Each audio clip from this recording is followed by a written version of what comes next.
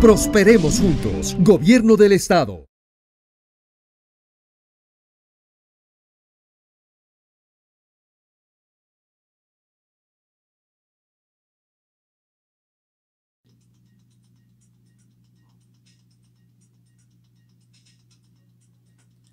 Hola, hola, muy buenas tardes, saludándole desde las instalaciones de Magnética en el 107.1 de su FM, transmitiendo desde el punto más alto de San Luis Potosí, México. Le doy la más cordial bienvenida a su programa Conciencia, Tecnología e Innovación, programa del Consejo Potosino de Ciencia y Tecnología. Yo soy Edgar Jiménez y esperando que tenga un día muy productivo, déjeme le platico, hoy tendremos en el estudio una entrevista, una plática muy interesante con el maestro Hugo Alberto Jasso Villarreal. Él es fundador y director del Taller Infantil de Física Espacial, el ya famoso TIFE, aquí en San Luis Potosí, en toda la región, que nos hablará sobre su camino hacia la divulgación científica. ¿Y esto a qué viene? Señor, señora que nos escucha, chicos, muy buenas tardes a todos que andan en el auto ahorita saliendo de la escuela. Es la hora de recoger a los chicos de la escuela, que salgan para la hora de la comida. Pues tocaremos este tema tan importante que es la vocación científica. Y más que agregar ahorita la palabra científica, debe estar muy relacionado con aquella pregunta que nos hacían también a las generaciones ya un poquito ya más grandecitas, que era: ¿y tú qué vas a estudiar? ¿Y tú de qué vas a vivir? Estaremos hablando sobre eso. Les recuerdo que nos puede escuchar vía internet en www.magneticafm.com/programación, en el Facebook en Magnética FM XHAWD 107.1 MHz. Quédese con nosotros en esta hora llena de conocimiento. Me da un placer saludarle y le doy la más cordial bienvenida al maestro Hugo Jasso. Bienvenido, maestro, un gusto. Muchísimas gracias, Edgar, un placer. Muchas gracias. Y bueno, ya le comentaba yo, y estaría padre ahorita la plática. Quédese con nosotros esta hora. Si va con su hijo, si va con su hija, y ahorita están en época escolar, inclusive si están ya por épocas de secundaria preparatoria, de decir, bueno, ¿y tú qué quieres estudiar?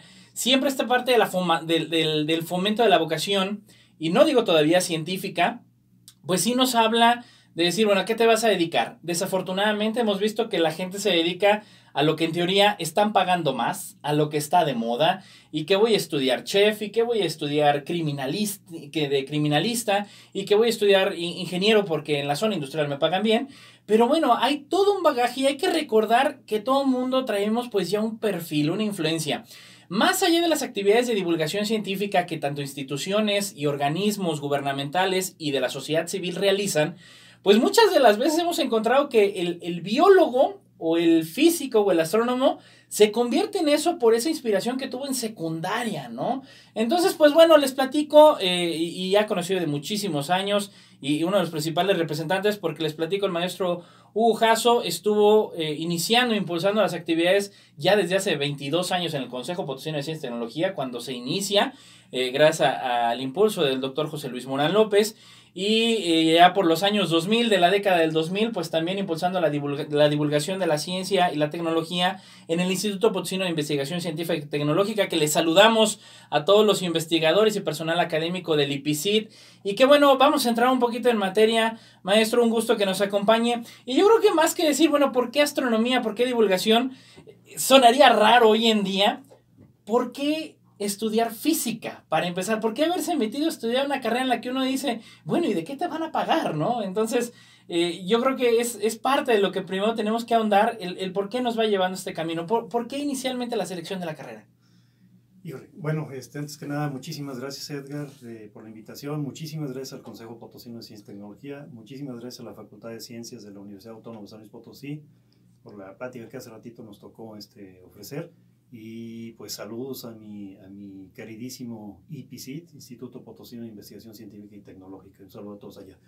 Bueno, pues la razón es que yo era muy metiche cuando era niño.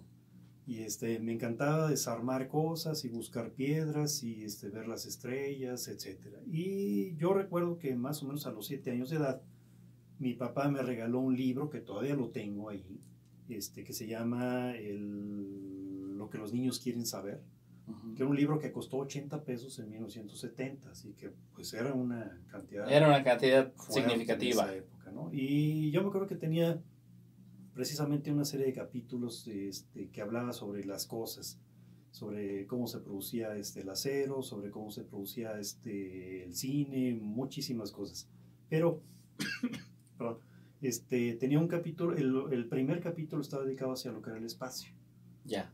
Y Todo pues lo de astronomía. Exactamente, astronomía astronáutica, y como pues mi generación fue la época en la que aluniza el hombre por primera vez en el 69 en la luna, pues yo corría a ver los noticieros en esa época. Entonces, entre el libro, los noticieros, pues fue formando la inquietud sobre la investigación, sobre el campo de la ciencia, el interés por la ciencia.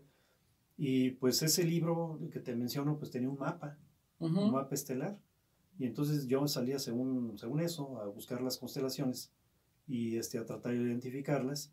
Y recuerdo muy bien que, bueno, yo le preguntaba a mi papá de qué rama de la ciencia se encargaba de estudiar todo lo que tenía que ver con el espacio. Él era amigo de físicos, de Juan Fernando Cárdenas, quien fundó la Escuela de Física en aquel tiempo y fue director del Instituto de Física. Así es. Y entonces pues ya me decía que había una rama de la ciencia que se llamaba física, que se encargaba de todo ese tipo de estudios. Tiempo después me regaló un reloj despertador de esos de campanita que no funcionaba.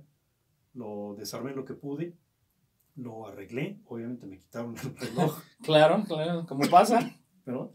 Y pues eso definió ya el interés por la ya a partir de ahí, irse a la escuela de ciencias, ¿no? Exactamente. Y tal cual. Y ya estudian esa parte, bueno, ya lo escuchó, ahorita tenemos un primer común denominador. No es lo mismo que como papá o mamá regalen una tableta esperando que el niño se meta a estas páginas de video buscando ciencia, cuando sabemos que no va a suceder así. Sí. Y bueno, esta influencia fue a partir de la figura paterna, de incentivar el conocimiento, más allá de un tema en específico. Quizá coincidió que el primer capítulo pues era relacionado a la parte del conocimiento espacial, y pues de ahí esa influencia, y también pues uno a veces trae esa línea, ¿no? ¿Qué sucede ya estando en la carrera a decir, bueno, a mí me gusta esto, yo voy a dedicar, yo voy a adentrar más al estudio de la astronomía? Bueno, lo que pasa, bueno, desde que estaba, yo recuerdo que leía todo lo que llegaba en ese tiempo, pues eran principalmente 1 o 2 notitas cada semana sobre el espacio en los periódicos. Las revistas de ciencia no existían hasta... No habían, no había en esa época, hasta muy interesante por los 80s. Y pues yo buscaba más que nada actualizarme con los noticieros, a ver si sacaban alguna información. Llego y tengo la suerte de ser aceptado en la Facultad de Ciencias. En ese tiempo Escuela de Física. Así es. Pero no termino en la Escuela de Física de la Autónoma. Uh-huh. ¿Sí? Entonces había un programa emergente de física en la Universidad de California, en Santa Bárbara, y ahí hice trabajo. Yeah. Pero el encuentro con los compañeros de la Facultad de Ciencias fue muy, muy, muy placentero, y eso definió completamente el ejercicio de la divulgación desde el primer año de mi estancia en la Autónoma, con el Flash, el popular. El doctor Refugio Martínez, que le mandamos un gran saludo. Un saludo, sí, que es la persona que me encanta por la divulgación. Y bueno, pues el encuentro con el ingeniero Edmundo Gerling en esa época, Gerling, claro, la astronomía, sí. Y ya por los 80s, pues ya yo estaba ya definido completamente hacia la astronomía. Completamente. Y ya a partir de ahí, ¿no? Pues bueno, ya toda la comunidad de divulgación, no nada más local, sino también a nivel nacional e internacional que se ha conocido. ¿Cuándo nace esta idea de crear el taller infantil de física espacial, el TIFE? O no sé si tuvo algún precedente el TIFE. ¿A partir de cuándo nace esto? Sí, me invitan a dar clases en el bachillerato del Colegio Minerva. Actualmente estoy ahí en la licenciatura. Me tocó dar una materia que se llamaba cosmografía en el bachillerato, era una optativa. Optativa para variar, maestro, híjole. Y me tocó darlo durante 2 años, y creo que fue la única materia que se dio en todo el estado. De ese tema, de cosmografía. Era básicamente astronomía. Claro. Y de ahí, pues, nos empezamos a encantar. Era un colegio femenino en esa época, y en el bachillerato, entonces a las muchachas les empezó a gustar la parte de la astronomía, y decidimos que pues era muy poco el tiempo que teníamos durante el día, y entonces íbamos en la tarde a trabajar astronomía. Las chicas iban en la tarde a seguirle con el tema. Y de ahí se formó el taller infantil de astronomía que se llamaba. Ya. Se llamaba TIA, Taller Infantil de Astronomía. Tiene sus inicios en el 90 y hasta las ferias patronales de... bueno, en ese tiempo yo también trabajaba en el planetario. Tuve la suerte de trabajar en el planetario. Fabulosísimo lugar en aquel Así entonces, es. ¿no? Una belleza ir ahí al Parque Tangamanga. Sí, desde el 86 estuve ahí y bueno, pues de ahí ya mezclaba yo la parte de la docencia con el interés por la astronomía y entonces lo presentamos al planetario, después decidimos de independizarnos y en el 92 decidimos ya crear el grupo como taller infantil de física espacial TIFE, que es el nombre que ahorita de ahí parte, ¿no? Exactamente. Y que bueno, de aquí yo creo que el ejemplo se dio. Hoy en día a veces es difícil, a menos que le sea demasiado interesante o cuente puntos, que voy a ir en la tarde después de todo el día a más clases, ¿no? Entonces desde ahí déjenme platicarle que bueno, yo he tenido esa grata experiencia de platicar con Hugo sobre algunos temas de astronomía y de verdad es que se cautiva uno a lo largo de todos estos temas. Siempre es muy interesante. Tuve esta gran experiencia a los 12 años, que también yo tuve influencia de mi padre, que me llevó a los 12 años a la Facultad de Ingeniería a clases en la noche con el ingeniero Edmundo Gerling, ¿no? Así Entonces es. formé parte de las filas en algún momento, en algunos meses del ingeniero Gerling, que bueno, pues también importante promotor de la astronomía, ¿no? Ahora, a mí me gustaría también adentrarme a esta parte de decir, a nivel nacional, a nivel San Luis, pues bueno, ¿cuál es el quehacer de los astrónomos? Pues los chicos ahorita que nos preguntan y que hace rato en la conferencia de la Facultad de Ciencias decía, bueno, estamos en la generación IGN, en la generación Millennials, en los chicos que quizá ya no les tocó toda esta parte, por ejemplo, de la Guerra Fría, de los baby boomers, etcétera. ¿Cuál es el quehacer profesional de un astrónomo hoy en día? Quizá no nada más en San Luis o en México, sino a nivel mundial. Bueno, hay manera de vivir como astrónomo. ¿Qué es el quehacer profesional de un astrónomo? Bueno, básicamente es la investigación. Hay tantos campos en la astronomía que sería muy difícil abarcarlos todos. Por ejemplo, hay gente que se dedica a la investigación en el sistema solar. Dentro del sistema solar ahorita hay un boom sobre Marte. Entonces necesitan astrónomos, lo mismo que físicos, geólogos, matemáticos, biólogos por la cuestión de la exobiología.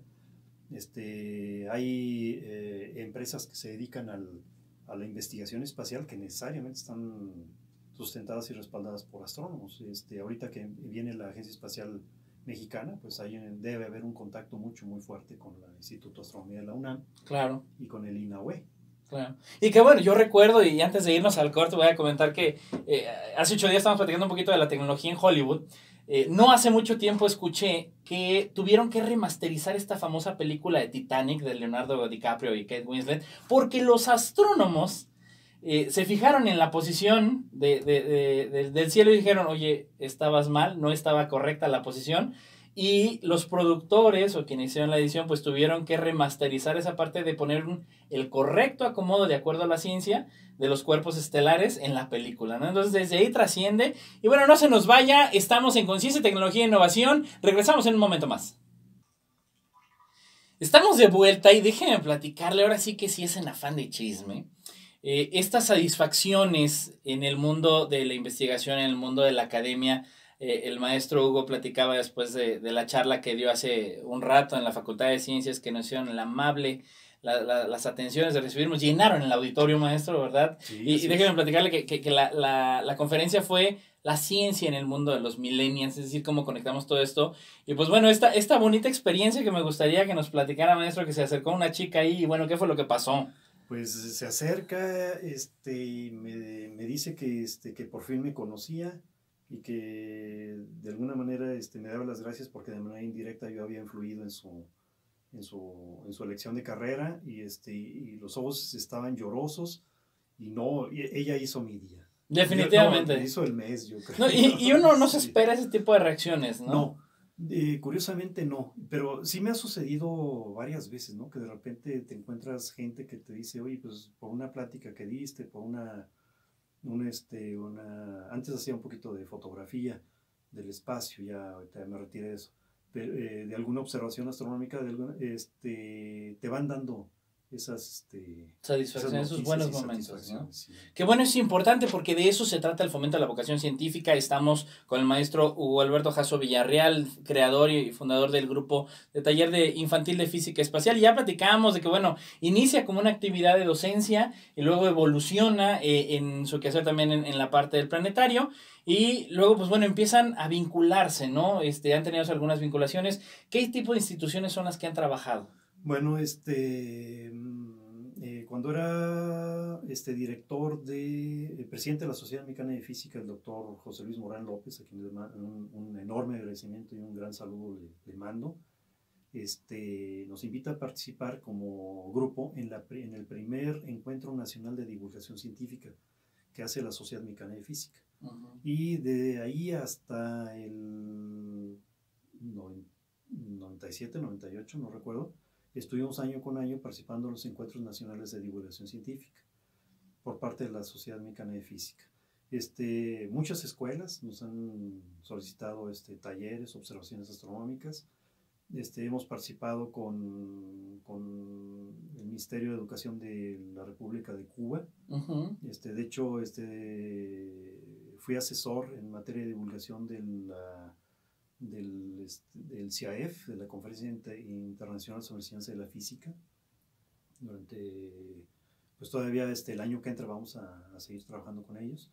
Hemos participado con el curso NACE, el Network for Astronomy School Education, la red para enseñanza de la astronomía, que depende de la Unión Astronómica Internacional. Y hemos publicado artículos para la Conferencia Internacional de Enseñanza de la Física, que depende de la UPAP, de la Unión de Física y Física Aplicada. Ya, y que bueno, en este sentido, pues todo este trabajo deriva a veces en incentivar a esos muchachos. Yo conozco a algunos ya de sus egresados, ¿no? Y vamos, más que sea una escuela, sino ha sido todo el proceso de enseñanza de chicos que han participado, pues dentro del taller de infantil de física especial, que ahora ya son, pues, divulgadores profesionales, gente que trabaja en los museos, gente que ha trabajado en proyectos, que ha recorrido, y que bueno, también aquí viene a colación un poquito la situación que uno dice, híjole, es que participar luego en convocatorias, en proyectos es muy difícil. Yo he platicado con muchos jóvenes y les digo, bueno, ¿leíste 50 sombras de Grey? Pues sí, pues tiene no sé cuántas hojas, pero no leen una convocatoria de 5 hojas que bien pudieran acceder a impulsar proyectos de innovación científica, ¿no?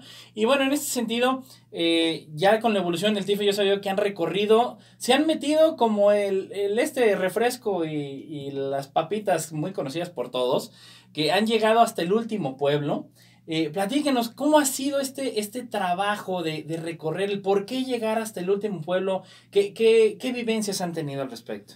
Uy, muchísimas.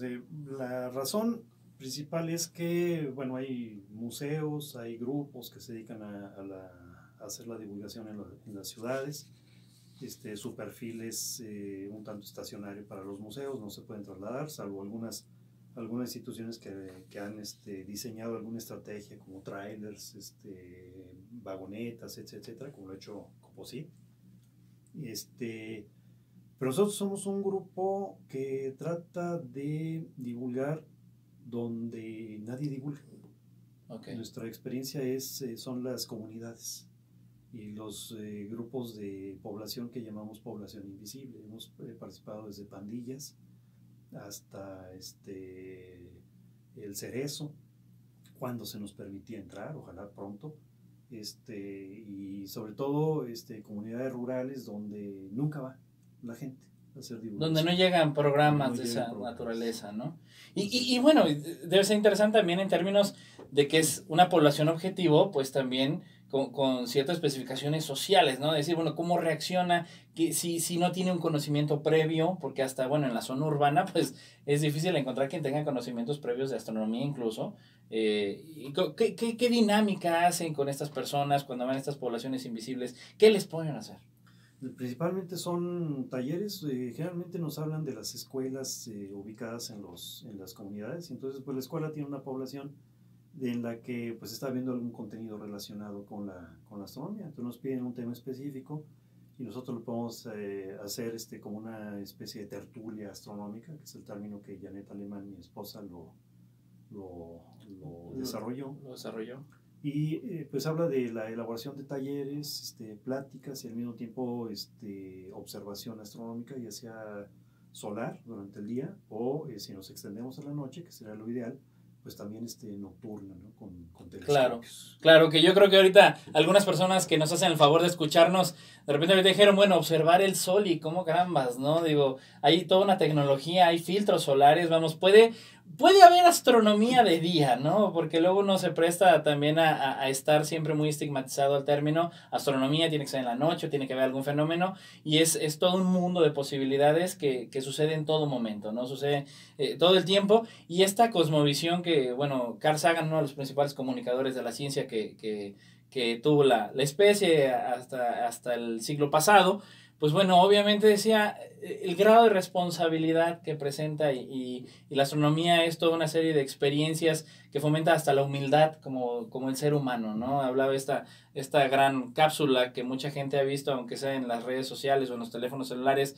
de este pequeño punto pálido azul de que era el planeta Tierra. Y bueno, en función a ello, si bien ha habido experiencias muy satisfactorias, ha habido chicos que han determinado orientarse hacia las ciencias gracias a todas estas actividades, jóvenes que bueno, participaron desde muy niños en el TIFE y luego ya se convirtieron inclusive en proveedores y promotores de programas de divulgación científica aquí en el estado y en otras partes.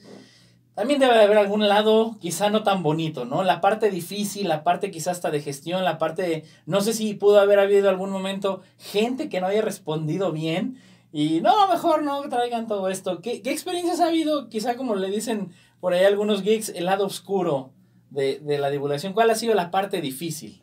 Bueno, la primera es que a veces las instituciones, especialmente escuelas, tienen muchas dificultades desde el punto de vista de la gestión.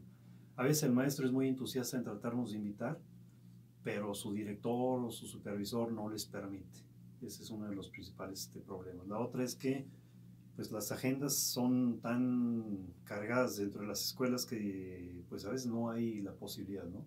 Y otra creo que te tocó a ti, ¿no? Que algunos en una comunidad que no voy a decir el nombre, nos agarraron a pedradas. Sí. Sí, que fue toda una experiencia, ¿verdad? Eso que... Y ahí había telescopios y bueno, afortunadamente no los dañaron.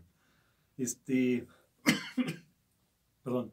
Otras experiencias así muy fuertes, muy marcadas, es que en una convocatoria precisamente de Coposit para hacer divulgación en un municipio que no voy a mencionar, mi esposa tuvo durante un rato una pistola en la cabeza. Difícil, o sea, era un municipio complicado en ese momento. Alguien se acerca y por alardear pone la pistola en la cabeza de Janet y ella sin inmutarse siguió dando el taller para niños. Afortunadamente no pasó a nada. A mayores. Otra, pues íbamos hacia el norte, hay un retén militar y identificaron los tubos como algo sospechoso, los tubos de los telescopios. Sí, los tubos de los telescopios. Yo creo que pensaron que eran lanzagranadas o estaba mucho más complicada la situación aquí en la ciudad y en el estado que ahora. Y pues nos bajaron a todos de la camioneta y nos interrogaron, ya vieron que eran los telescopios y Janet les dio una explicación muy acertada sobre lo que eran, pero los atiborró tanto de información que la segunda vez que pasamos nos dejaron nos vieron, reconocieron la camioneta y nos dejaron pasar. Córranle, ni se detengan. Sí, la señora que habla mucho, y nos dejaron pasar. Hijo, qué interesante, porque bueno, los chicos que nos alcanzan a escuchar y dirán, ¡ay, qué aburrido astronomía! Bueno, pues el maestro Hugo nos acaba de explicar que hasta es una actividad de alto riesgo, equivalente a cualquier película de acción, porque, bueno, llegar a ese punto, sin embargo, eso no los detuvo, eso no los ha detenido a divulgar, a expresar la pasión que representa la astronomía y sobre todo de comunicar a la población, ¿no? La relevancia que tiene y bueno, sin irnos en aspectos muy históricos, entendamos que la sociedad se desarrolló de los astrónomos finalmente, porque todo aspecto de la agricultura, que fue lo que revolucionó a la especie, el sedentarismo y toda esta parte del desarrollo de los cultivos, es a partir del cálculo de los tiempos de la astronomía, ¿no? Y bueno, pues estamos aquí en su programa Conciencia, Tecnología e Innovación, a quienes nos saludamos a todas las personas allá de Dolores Hidalgo. Continuamos, no se nos vaya, estamos a la mitad del programa. ¿Cómo se llama? Estamos de vuelta en su programa Conciencia, Tecnología e Innovación, programa del Consejo Potosino de Ciencia y Tecnología. Y bueno, estamos en épocas de que los chicos, ya las niñas, los niños vayan definiendo y de qué me voy a meter a estudiar, qué carrera, y los papás luego también pues empiezan en esa preocupación de, hijo, hay que tener una vida, hay que tener un futuro. Y ahorita platicando en el corte, déjeme decirle que, bueno, como bien mencionaba el maestro Hugo, uno de los a veces obstáculos era que, bueno, el director como que no le daban ganas, ¿no? Y como que eso para aquellas actividades.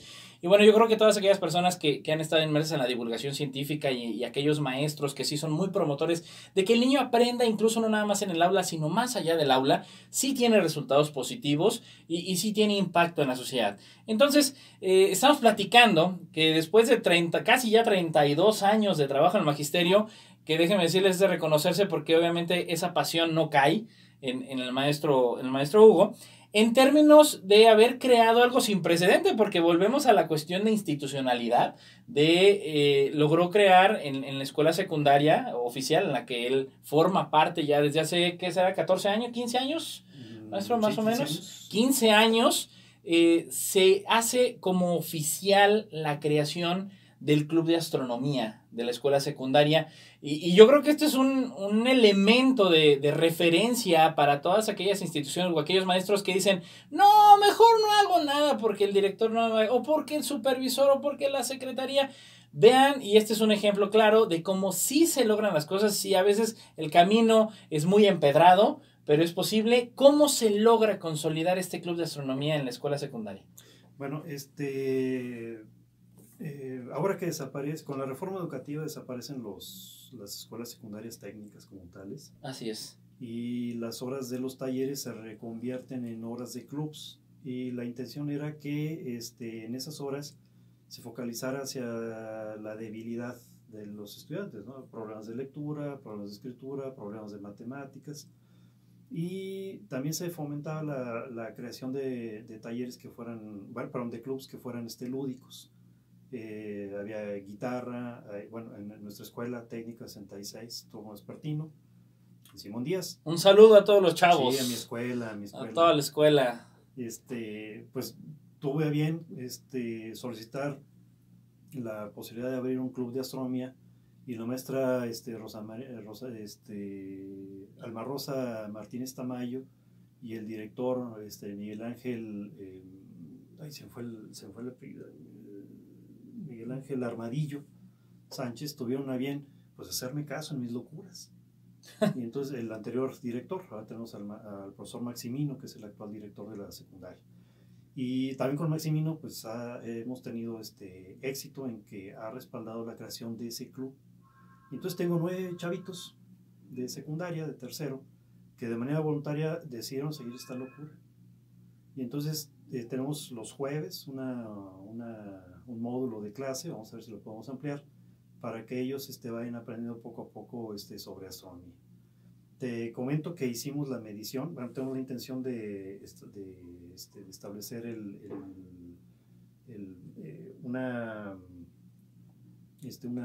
una réplica del sistema solar en escala proporcionada en la avenida Venustiano Carranza. Platicamos ya con gente del municipio, hicimos la medición por un programa de software libre que se llama el Google Earth. Después no nos quedamos tranquilos, conseguimos un odómetro de una empresa, de un amigo muy querido, hicimos la medición física y encontramos que había un error.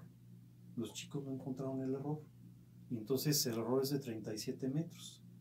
Y pues hicimos la matemática. Recuerden que es nivel secundaria, y para este domingo pues vamos a hacer la ubicación correcta de donde deben quedar las placas, porque tenemos la intención de meter placas de plásticos, de luego, claro, que tengan la capacidad de que se puedan descargar contenidos por medio de realidad virtual, y que cuando pase el docente por esas placas con la distancia de cada uno de los planetas y del Sol, pues puedan descargar precisamente información que sea relevante para su ejercicio docente y pues para el público en general. Así es, y bueno, interesantísimo. Ahí está un programa tal cual que viene en puerta, que bueno, están haciendo las mediciones, pero yo quisiera hacer conciencia de ese elemento, de esa lucha, y como bien decía el maestro Hugo, luego sí se consideran locuras, pero hay locuras que cambian vidas para bien. Y en este sentido fue esa lucha constante que, bueno, se aprovechó el momentum de esta aparición de que los talleres son sustituidos por clubes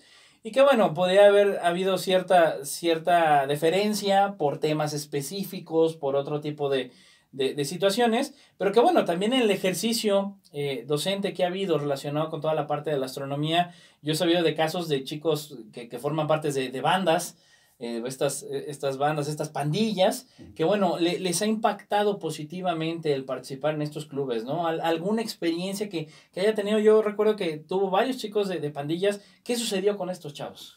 Bueno, hace muchos años uno se dedicó a, bueno, el chavo asaltaba y fue una plática que dimos en ese tiempo en el planetario, la sección 26, cuando yo trabajaba ahí.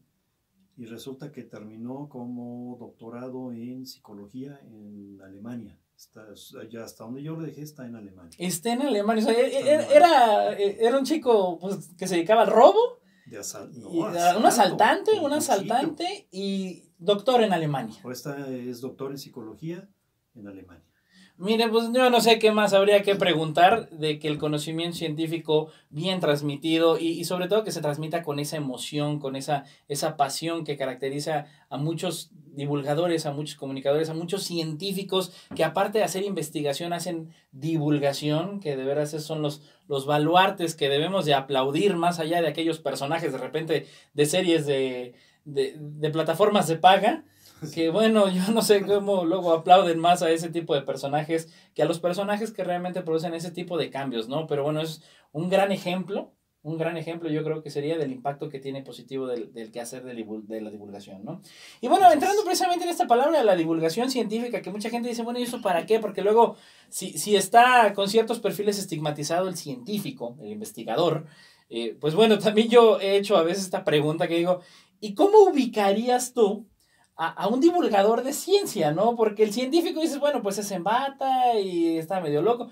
No es eso, ya sabemos que no, porque en la industria ni siquiera lo permitirían, y vaya que hay científicos y tampoco en los centros de investigación.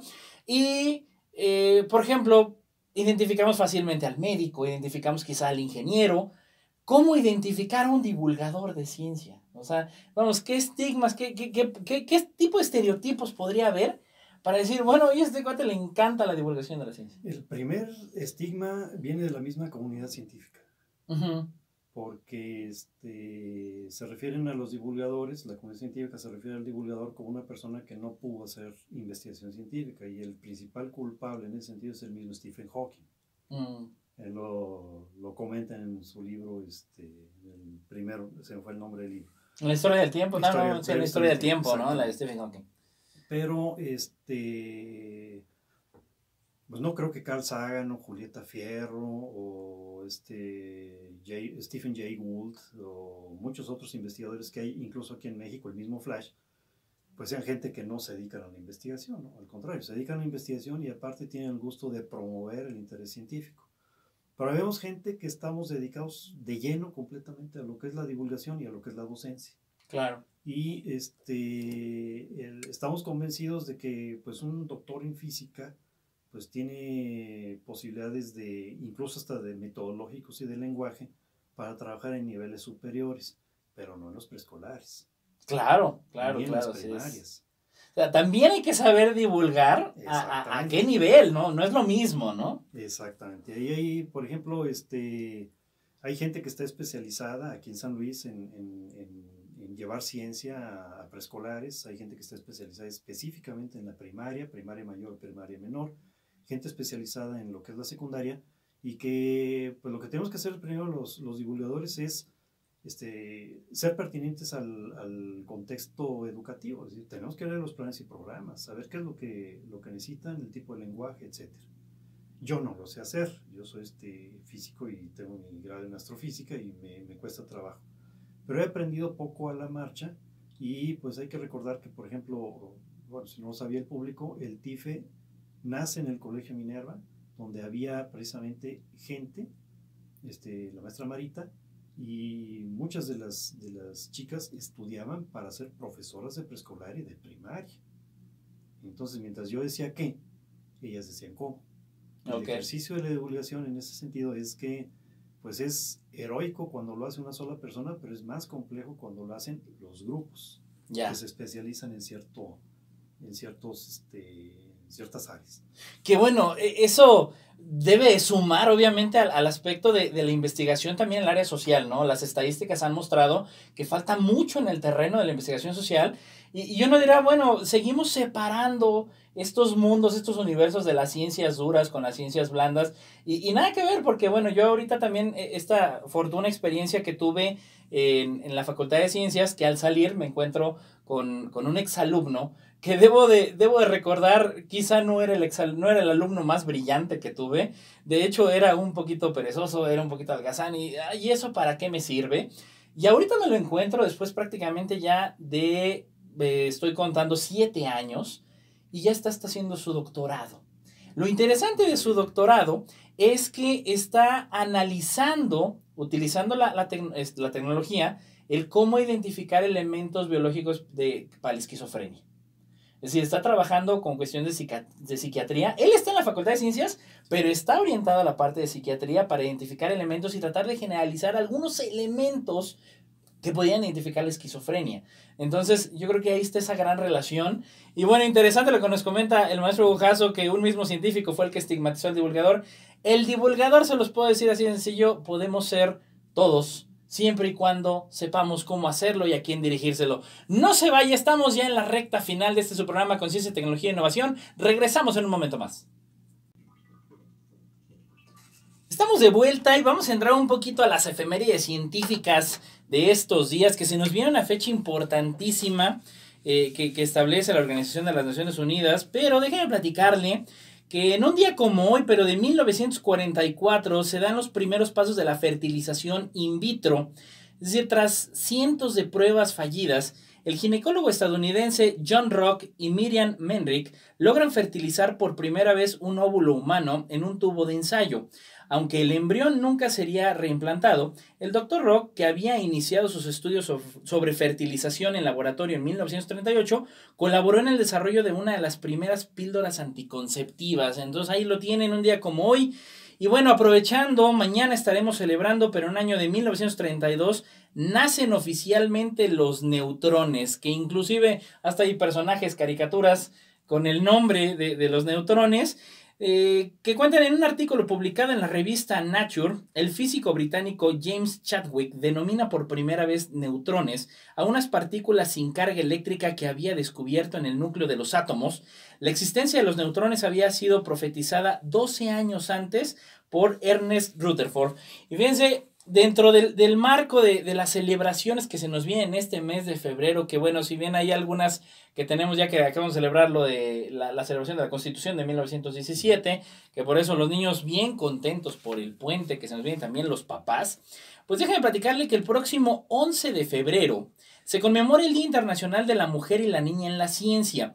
Este obviamente fue proclamado por la Asamblea General de las Naciones Unidas en el año 2015, que no fue fácil, no llegaron y dijeron vamos a poner esto, fue un proceso largo el que llevó y que con justa razón se instó a que se suma el compromiso de poner fin a los prejuicios, a que se invierta más en educación, en ciencia, tecnología e innovación y para todas las mujeres y las niñas, a que se les ofrezca oportunidades de mejorar sus perspectivas de carrera y su desarrollo profesional a más largo plazo para que todas las personas puedan beneficiarse de las innovaciones que pudieran ellas generar. Está comprobadísimo, por ahí hay un científico divulgador, el doctor Calixto, que habla mucho sobre esta situación que sucede en el cerebro, tanto en el de hombres como de mujeres, y él dice, evidentemente es complementario, hay acciones en las que la mujer es muy buena, o sea que definitivamente el hombre no tiene esas capacidades neurológicas para reaccionar, y por el contrario el hombre, bueno, pues también tiene sus adeptos, ¿no? Entonces yo creo que debe ser una fiesta general para todos, y bueno, le comento, próximo 11 de febrero, es importantísimo, se comenta por parte de las Naciones Unidas, la ciencia y la igualdad de género son vitales para alcanzar los objetivos de desarrollo sostenible, que les pongo en antesala, chicos, a todos los que nos escuchan y andan pensando qué voy a estudiar, pues ¿por qué no? Acérquense a esos objetivos de desarrollo sostenible, de qué tratan, qué son, porque finalmente las líneas académicas, las universidades, los centros de investigación ¿por qué no también las empresas y las organizaciones de la sociedad civil, que antes las conocíamos como las ONGs no gubernamentales? Bueno, pues esto también ahora se llaman organizaciones de la sociedad civil, pues bueno, van a estar orientadas al cumplimiento, orientadas, perdón, a toda esta cuestión de los objetivos de desarrollo sostenible, ¿no? El cómo el mundo, pues se espera que deba de haber avanzado para el año 2030, estos 17 objetivos. Chequenlos, chicos, hay hasta videos en internet de qué tratan, e incluso para aquellos emprendedores que luego, oye, tengo esta idea y cómo consigo recursos. Bueno, pues aparte de acercarse al área de vinculación del Consejo Potosino de Ciencia y pues también tratar de apoyar un poquito en los nortes que se pudieran identificar, sería una justificación los objetivos de desarrollo sostenible, pues para financiar proyectos de alto impacto social, ¿no? Entonces, es yo creo que como se debe de dar, maestro. Así es. ¿No? Entonces, bueno, en este punto, déjenme comentarles que toda la charla que hemos tenido hoy con el maestro Hugo Alberto Jasso Villarreal, pues ha sido muy relacionada con el quehacer de la divulgación, el por qué impulsarlo, estas experiencias positivas de chicos que finalmente decidieron ir de un plano negativo, como ese chico que robaba, hasta convertirse en doctor. Que bueno, más allá, yo quisiera recomendarle a los papás, mamás que nos escuchan, que todavía siguen ahí en el vehículo, saliendo de la escuela, a recoger a los chicos, ya van a la hora de la comida, buen provecho a los que ya están en los sagrados alimentos. Déjeme decirle que a veces nosotros como padres, que somos los que cometemos el error del tipo de pregunta, ¿no? ¿De qué vas a estudiar? Y yo siempre he replanteado el decir, bueno, ¿a qué te piensas dedicar? Porque quizá la carrera ni siquiera se ha inventado, o sea, no hay universidad que quizá lo determine.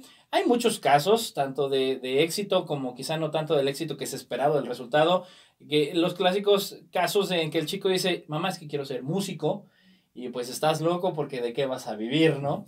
Y es claro que siempre hay un mercado para cada profesión. Yo creo que siempre va a haber un usuario, un consumidor para cada profesión, y solamente es encontrar ese match, ¿no? El decir, yo creo que si me dedico a esto y esta población o este sector, este país, esta sociedad lo necesita, yo creo que puedo brindarlo, ¿no? Por ahí contaban una cuestión anecdótica que dicen que contadores de aquí de la Universidad Autónoma de San Luis Potosí, alguno que otro se había ido a vivir a Australia porque les pagaban la millonada, porque allá no, como que no querían mucho contadores, pero eran necesarios. Entonces, ese tipo de casos de algunas profesiones que quizá pudieran haber estado muy trilladas, pues es de gran éxito, está comprobadísimo, y bueno, las estadísticas lo demuestran. El mexicano profesionista en el extranjero es bien visto, es decir, es aplaudido, es reconocido, porque como dicen, somos motores, somos impulsores, somos creativos, sí podemos promoverlo. Yo creo que nos falta siempre en todo momento buscar unificar los esfuerzos, sumarnos, no buscar el protagonismo en términos de que si vamos a conseguir un beneficio social, siempre sea para bien. Y pues bueno, yo sin antes quiero agradecer y saludar a todas las personas que nos escucharon desde sus distintos puntos de quehacer diario. Maestro Hugo, gracias por acompañarnos. Muchísimas gracias a ti, Edgar. Hoy en el programa felicito y reconozco la labor realizada durante ya, ¿cuántos cumple el TIFE prácticamente? En este noviembre cumple 26 años. Ajá, 26 años 26 ya años de hacer divulgación científica. ¿Dónde los pueden encontrar? ¿Cómo los pueden contactar? Puede ser por medio de Facebook. Tenemos una página que se llama Taller Infantil de Física Espacial. Taller Infantil de Física Espacial, anótelo, desde el celular se puede meter, puede ahí hacer la solicitud de amigos para que se puedan contactar y hacer actividades. Me imagino que va a haber actividades que obviamente, bueno, pues son algunas de carácter gratuito, hay algunas que tengan alguna remuneración, algún cobro, ¿cómo se pudiera manejar así? Sí, cuando son escuelas públicas nosotros tenemos la gratuidad.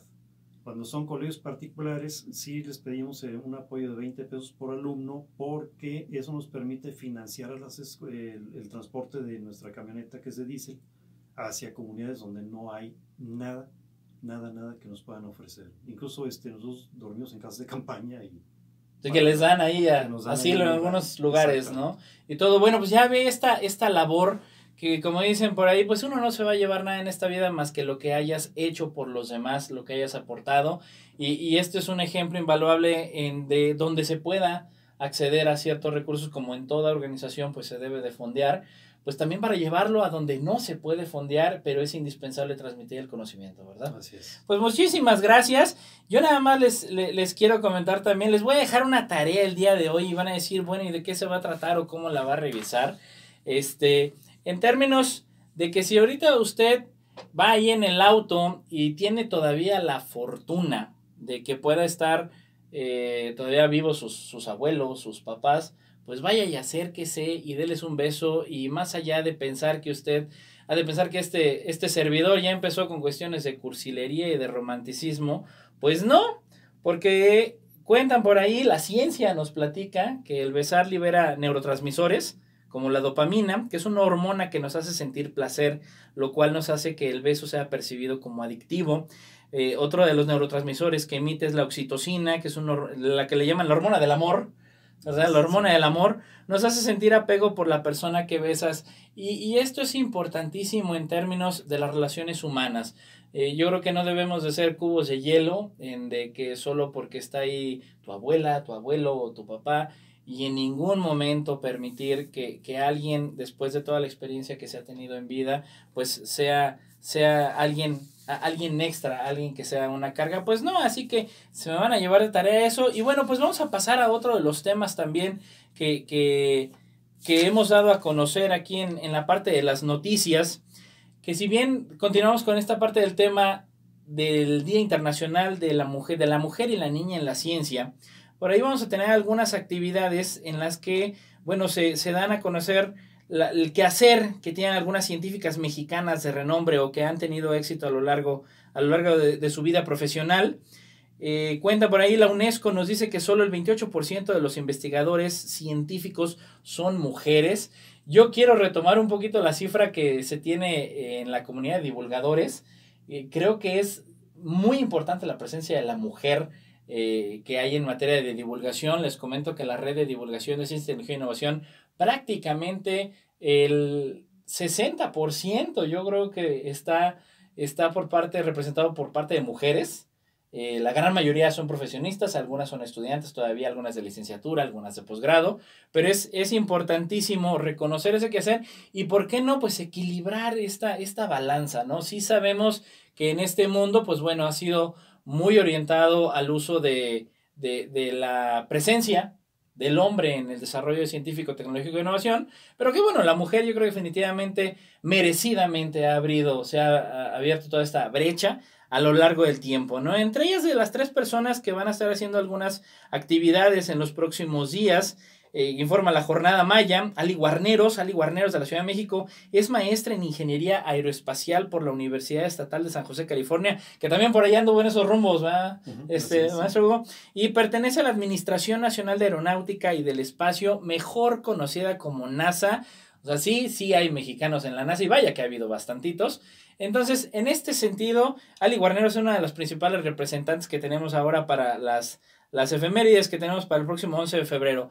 Alejandra Bravo de la Parra, ella es miembro de la Academia Mexicana de Ciencias y doctora en bioquímica por la Universidad Nacional Autónoma de México. Se dedica a la investigación de toxinas y por su aportación en temas de biotecnología fue distinguida en 2010 con el premio Mujeres en la Ciencia. Y bueno, ahí lo tiene usted. De verdad es que ha sido placentero esta hora en compañía del maestro. Yo agradezco muchísimo a todas las personas que nos escucharon. Y nada más les recuerdo que el Coposit es su mejor aliado en materia de vincular, financiar, capacitar y divulgar en cuestiones de ciencia, tecnología e innovación. Estamos a sus órdenes en www.coposit.go.mx, nuestras redes sociales, Twitter @Coposit, Facebook, la fanpage Consejo Potosino de Ciencia y Tecnología, en YouTube como Coposit, y aquí en la capital potosina, en camino a la presa 985, a unos pasos de la entrada de la presa José. Al ser el tiempo el recurso más valioso que tenemos, esta emisión llega a su fin, no sin antes agradecer que nos haya escuchado desde el auto, desde su hogar, la oficina o desde donde quiera que se encuentre, pero que se encuentre bien. Gracias a la Fundación Nikola Tesla AC, en los controles, Ana Alex, mil gracias por el invaluable apoyo. Y a nombre de la maestra Rosalba Medina Rivera, directora general del Coposit, yo soy Edgar Jiménez, deseándole un día lleno de conocimiento. Hasta la próxima.